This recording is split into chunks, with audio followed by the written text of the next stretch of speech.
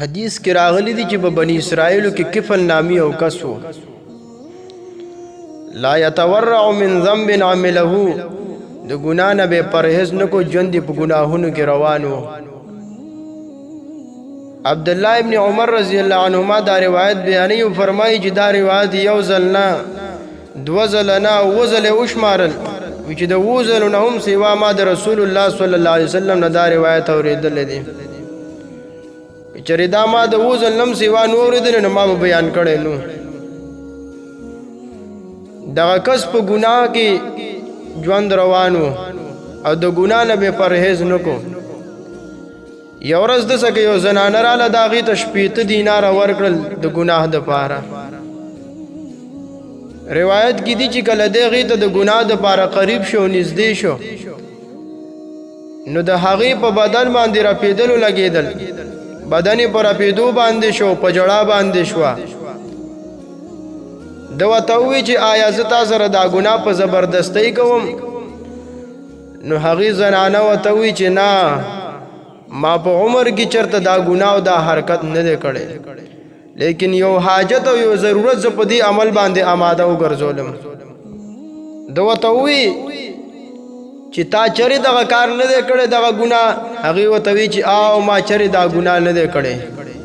نو کفل ورته وایي زه وایي دا دینار واله دا ستاسو 80 دیناره او زه او د نن نه بعد حدیث کې دي چې قسم یې وخوړ والله لا اعصي الله بعدها ابدا.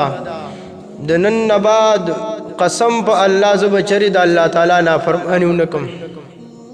په زړه کې د الله خوف او ویره راغله دغه ټیم کې او توبه یې ویستله.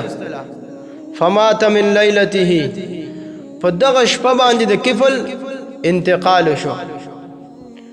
فاصبح مکتوبا علی بابه ان الله قد غفر للکفل. سحر ته د کور په دروازه باندې لیکلیو چې الله تعالی کفل ته بخنه وکړه. یو خطرناک ګناه کې مبتلا شو یو سنگین جرم زنا کې واقع شو لیکن الله تعالی د مغفرت او د بخشش اراده وکړه نو الله تعالی په رحم وکړو او د ګناه نه رست شو او هغې ته ووایي چې زه دینار واخلستا شو او قسم وخوړ چې د نن نه بعد به د الله تعالی نافرماني نه کوم. الله تعالی توبه قبول کړه او ټول ګناهونه ورته معاف کړل او په دغه شپه کې د انتقال وشو.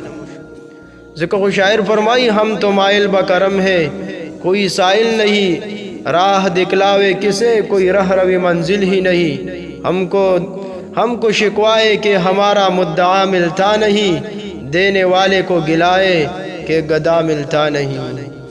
الله وی ته زما په در باندې راشه او د ندامت اوخ کې توی کو توبه وباسه. ګوره چې ستا ګناهونه ټول بخم کنا په تا باندې رحم کوم او کنا.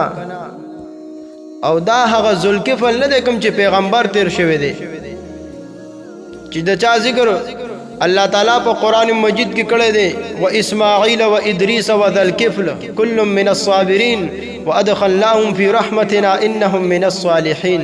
ځکه خو پیغمبر دی دا خو لوی شان دی او د باره کې خو حدیث کې دا تیر شو چې د ګناه نه پرهیز نه کو د سره بل دا چې د نوم کفل دی او هغه ذوالکفلو. نو دا هغه پیغمبر نه دی بلکې دا په بني اسرائیلو کې یو ګناهګار سړی و چې الله تعالی ورته توبې توفیق ورکړو د مرګ نه مخکې او الله تعالی توبه قبول کړه.